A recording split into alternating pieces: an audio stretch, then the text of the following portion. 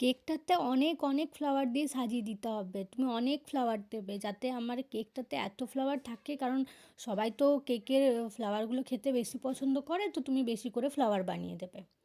তো নমস্কার, আমি রিম্পা। আজকে যে কেকটা আমি তোমাদের সাথে শেয়ার করছি, এটা আমারই এক পুচকে ক্লায়েন্ট। এর আগেও আমার কাছে কেক নিয়েছে, এটা সেকেন্ড টাইম নিয়েছে। ও অনেকটাই ছোট, ক্লাস 2-3তে পড়া একটা পুচকে। সে আমার কাছে কেকের অর্ডার করেছে, এটা আমার কাছে খুবই স্পেশাল বলতে গেলে। তো ওর ডিমান্ড হচ্ছে তুমি কেকের মধ্যে অনেক ফ্লাওয়ার করে দেবে, আমার ভাইয়ের বার্থডে, তো তুমি কেকটাতে অনেক ফ্লাওয়ার করে দেবে যাতে ওই ফ্লাওয়ারগুলোর জন্য মারামারি না হয়, কারণ সবাই তো ফ্লাওয়ার খেতে পছন্দ করে। তো তুমি অনেক ফ্লাওয়ার করে দেবে।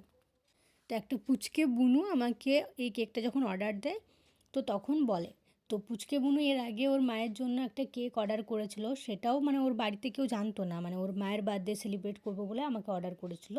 আর এই কেকটা ওর ভাইয়ের বার্থডের জন্য অর্ডার করেছে। তাহলে এখনকার বাচ্চারা কতটা স্মার্ট! হ্যাঁ, ক্লাস 2-3 একটা ছোট্ট বাচ্চা, সে কোথার থেকে জানি না নাম্বার জোগাড় করে ফোন করে কেক বানিয়ে দিতে হবে, আর কত স্মার্টলিভাবে কথা বলে।